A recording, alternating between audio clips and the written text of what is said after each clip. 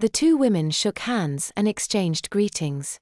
"You wouldn't be the consultant that brought in those new uniforms, would you?" the woman asked. My aunt said she was, adding that none of it would have been possible without George's hard work.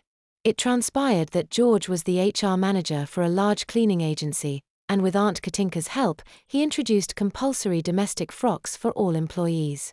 This controversial change wasn't popular, but it did improve productivity, that being the power or petticoating. Surprisingly, only a handful of their male workforce resigned, the conversation revealed. When it comes to the crunch, men tend to do what they're told. They're obedient by nature, my aunt said. Especially when their options are limited, she added, glancing at me. Well, at his age, George hasn't many options left, the woman said, glaring at her husband. She adopted an altogether friendlier expression and looked at my aunt and I.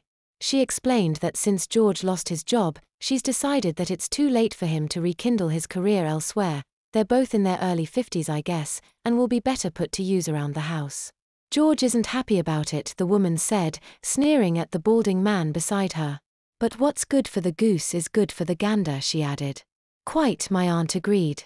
You'll soon get used to it, she said to George, before telling him, and his wife, all about my petticoating regime.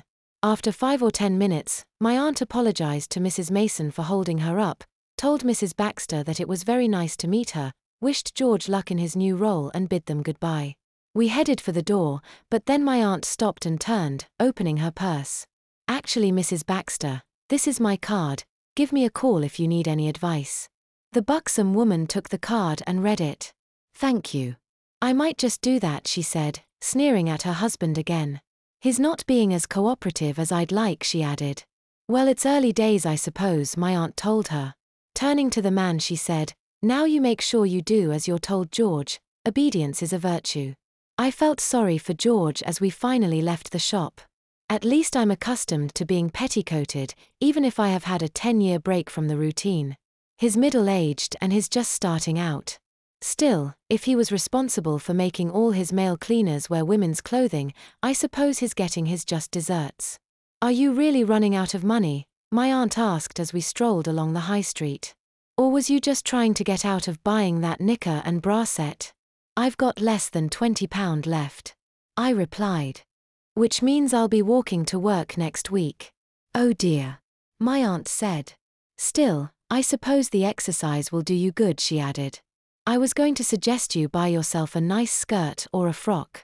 I'm not sure if I want a skirt, Auntie, or a frock. I replied. I'm sure you're just saying that, William. You did buy yourself a slip after all, and you can hardly wear your new French knickers with trousers, can you?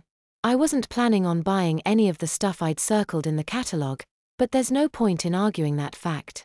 If I'd known then what I know now, I'd have made my choices with a little more care. I suppose. I gulped. Why don't we have a look in the charity shops, she suggested.